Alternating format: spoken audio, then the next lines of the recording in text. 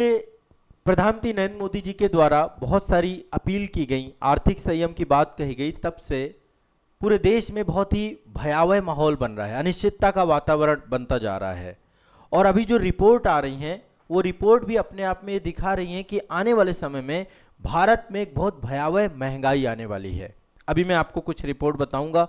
अभी जो है थोक मूल्य सूचकांक पर महंगाई की क्या स्थिति है, खुदरा मूल्य सूचकांक पर महंगाई की क्या स्थिति है, इस पे बात करेंगे। और मैंने जैसा कि आपको पहले भी कई बार कहा है कि पश्चिम एशिया संकट जो है जब भारत की दहलीज पर बड़े स्तर पर आएगा तो स्थिति बहुत भयावह होगी। आप सभी जानते हैं प्रधानमंत्री नरेंद्र मोदी जी ने कहा कि भैया विदेशी मुद्रा भंडार कम हो रहा है, जो कि बात सही भी है ना। 728 फरवरी में 728 अरब डॉलर का जो हमारे पास विदेशी मुद्रा भंडार था, अभी 690 अरब डॉलर हो गया और ये बढ़ नहीं रहा, अब धीरे धीरे कम हो रहा है। मात्र 10 महीने के लिए भारत के पास विदेशों से चीजें खरीदने का पैसा है।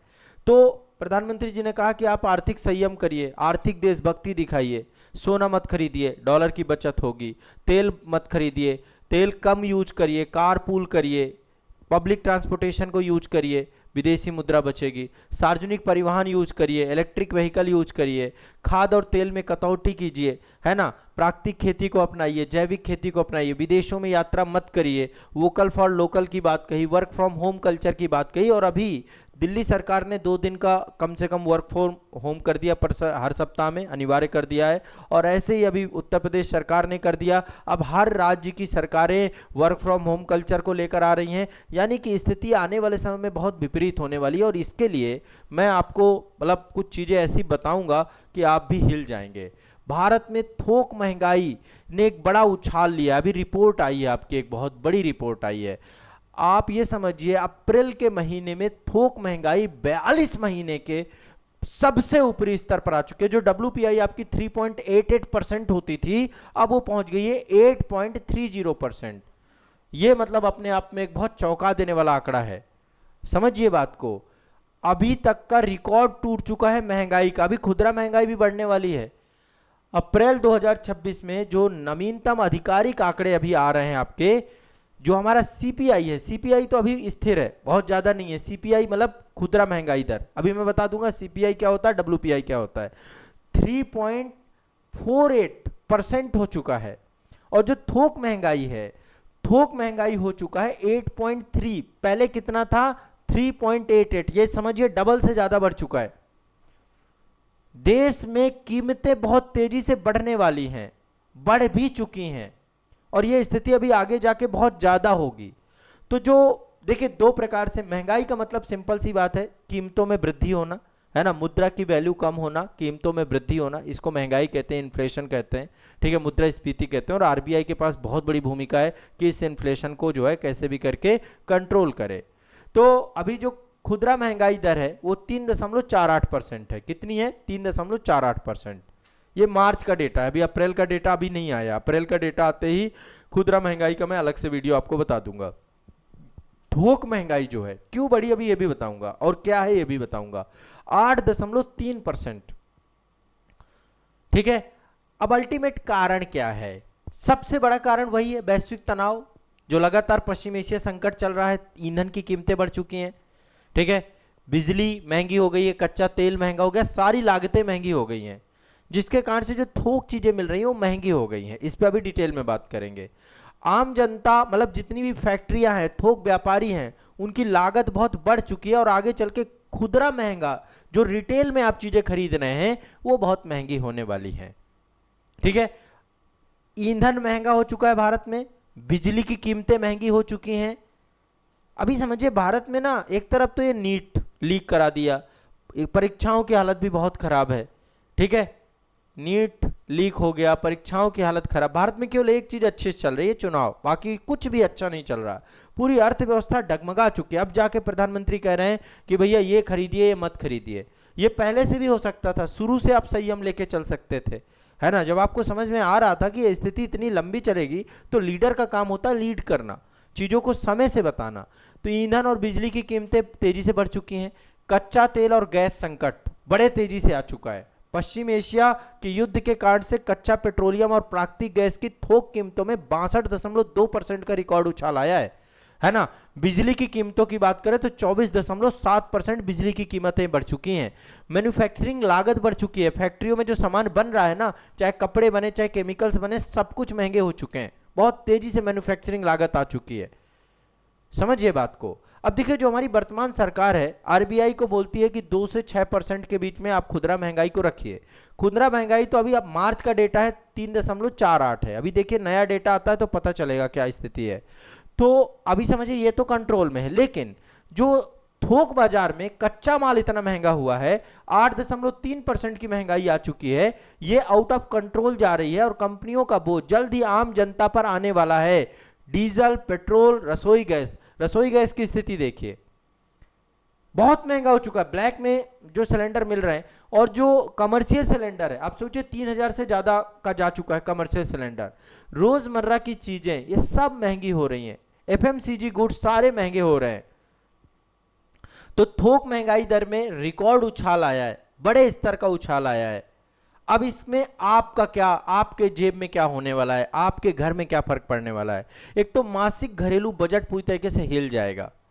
थोक स्तर पे जब महंगाई बढ़ती है ना, जब ईंधन, बिजली, कच्चा माल सब महंगा होता है ना, तो उसका प्रभाव अब आपके रिटेल गुड्स, जो आप मार्केट से एक एक सामान लेकर आते हैं, ये सब महंगा होगा और आपके घरों का पूरा बजट खराब होने वाला है। ठीक है, चाहे वो पैकेज्ड फूड हो, चाहे कुकिंग ऑयल हो, चाहे साबुन हो, शैम्पू हो, जितने भी किराने की दुकान में चीजें मिलती हैं, डिब्बा बंद सामान जितने भी मिलते हैं, सब कंपनी अपना मार्जिन बचाने के लिए इनकी कीमतें बढ़ाएंगी और मैन्युफैक्चरिंग महंगाई पहले से बढ़ करके अब आपकी बहुत तेजी से, मतलब आप सोचिए 8.3 बहुत ज्यादा होता है WPI का बढ़ना। इसके साथ साथ फलों, सब्जियों, जो रोजमर्रा की चीजें हैं, जितनी भी लॉजिस्टिक चीजें हैं, जितना भी आपका जो है डीजल उत्पाद है, ये सब लगातार अभी खुदरा महंगाई के साथ बढ़ जाएंगी। दवाइयां महंगी हो जाएंगी, कपड़े महंगे हो जाएंगे, सब चीजें महंगी होने वाले हैं।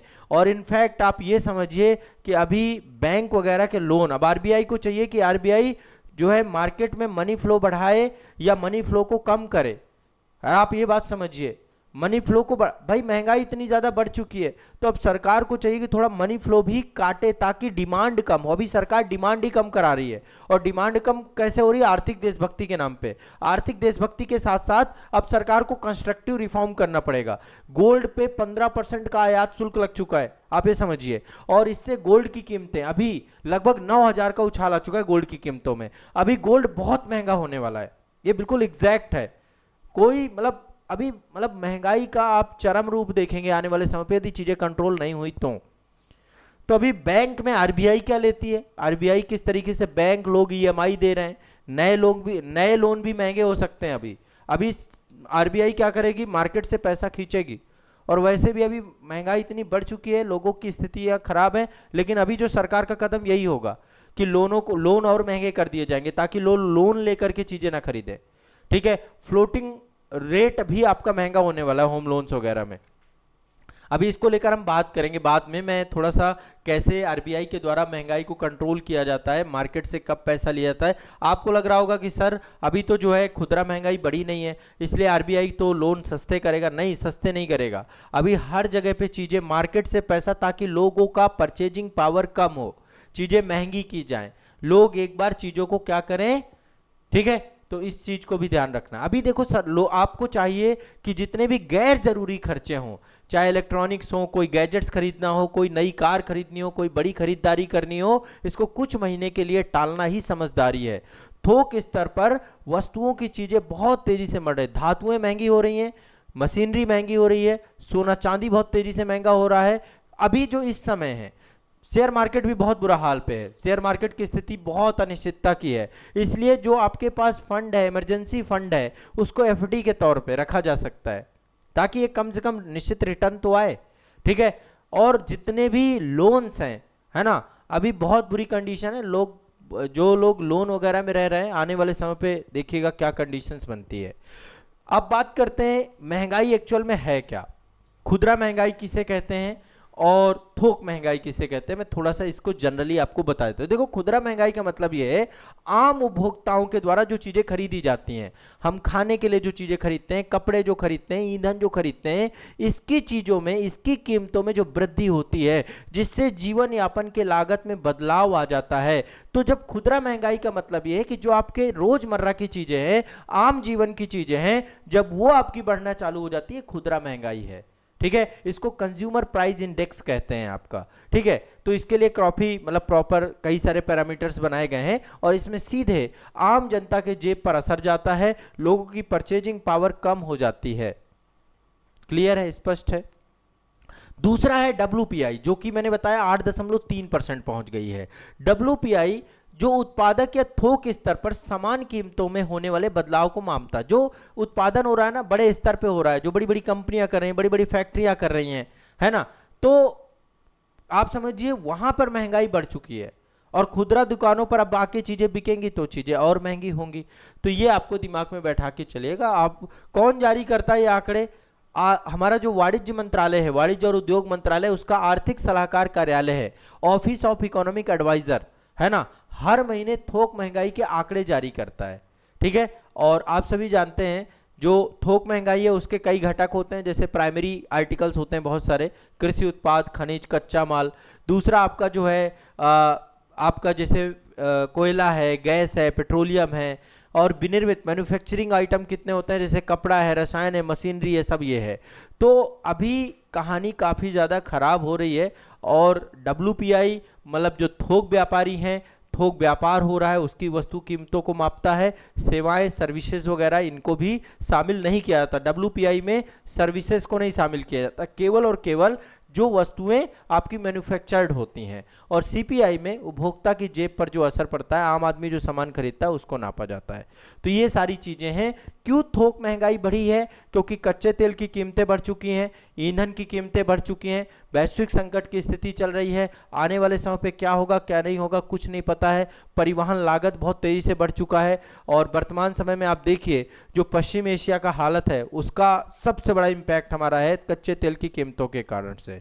इससे कच्चा माल जो भी मैन्युफैक्चर्ड हो रहा है, जो धातुएं हैं वो महंगी हो रही हैं, सप्लाई चेन पूरी तरीके से डिस्टर्ब हो चुकी है। इंडस्ट्रियल इनपुट जिसे हम कहते हैं, मैन्युफैक्चरिंग सेक्टर कहते हैं, पूरी तरीके से आपका जो है प्रभावित हो चुका है। ठीक है, खाद्य उत्पादों की कम पैदावार भी हो रही है। मौसम का प्रभाव अभी देखिए, लगातार एल नीनो की स्थिति बनी हुई है। उत्तर भारत में बहुत तेज तपन है, गर्मी है। अभी मौसम का क्या प्रभाव पड़ता है, इसका भी इंपैक्ट पड़ेगा हमारे देश की उसमें। ठीक है, और थोक मूल्य सूचकांक में भी पड़ता है। दूसरा, डिमांड एंड सप्लाई का तो यहाँ पे फर्क पड़ता ही पड़ता है। ठीक है, अभी मैन्युफैक्चरिंग गुड्स की आप सभी जानते हैं कि मांग तो है ही है, हर साल जो है चीज़ों को लेकर के रहता है। तो ऐसे में अब क्या कंडीशन होती है देखा जाएगा आने वाले समय पे। बाकी अभी के स्थिति ठीक नहीं है।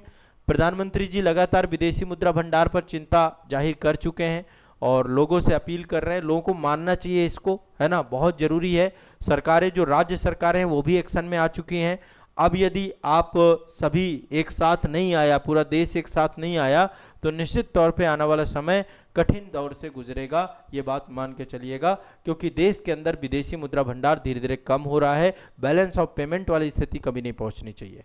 ठीक है, तो ये भी आपको दिमाग में बैठा के चलना है। महंगाई आने वाले समय की एक सबसे बड़ी समस्या बनेगी। ठीक है, चलिए।